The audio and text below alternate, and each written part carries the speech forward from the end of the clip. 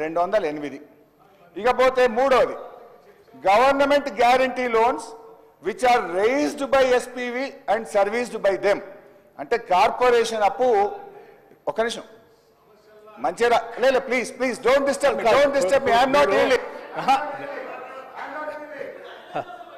ఇప్పుడు లేదండి, నేనేమనట్లేదండి.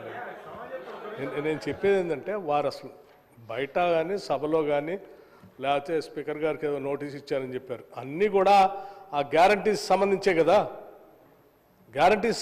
కదా, ఆ గ్యారంటీసు మరి మీరు ఓకే అంటారు. ఇప్పుడు మరి నేను ఆర్బీఐ అట్లా ఇచ్చింది, సభలో మీ మీద మూమెంట్ ఏంటి నోటీస్ ఇస్తాం, మీ మీద చర్యలు తీసుకోవాలంటారు.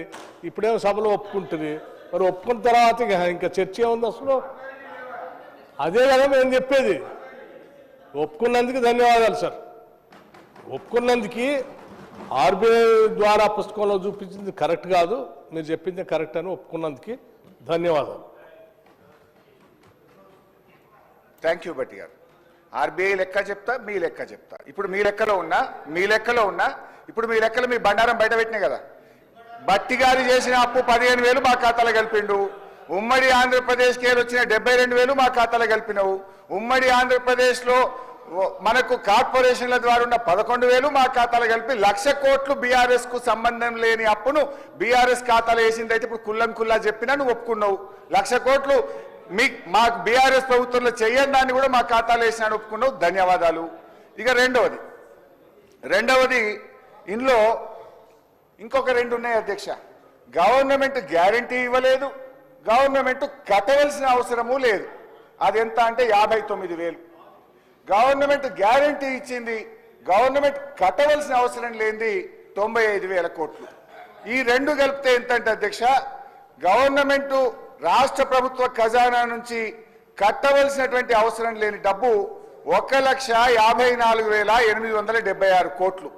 అంటే మొత్తంగా అధ్యక్ష శ్వేతపత్రంలో మీరు చూపించిన 6,71,757 కోట్ల నుంచి మేము తీసుకోని అప్పు 99,385, ప్రభుత్వం కట్టవలసిన అవసరం లేనప్పు 1,54,876 కోట్లు తీసేస్తే బీఆర్ఎస్ ప్రభుత్వం అచ్చంగా చేసిన అప్పు ఎంత అంటే 4,17,000 కోట్లు మాత్రమే.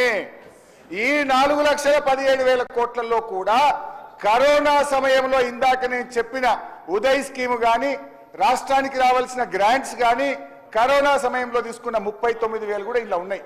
39,000 కరోనా ప్రత్యేక పరిస్థితుల్లో తీసుకున్న అప్పు కూడా కలిపి 10 ఏళ్ల బీఆర్ఎస్ పాలనలో తీసుకున్న అప్పు కేవలం 4,17,000 మాత్రమే. కానీ మీరు మొదటి సంవత్సరమే 1,27,000 చేసిండ్రు.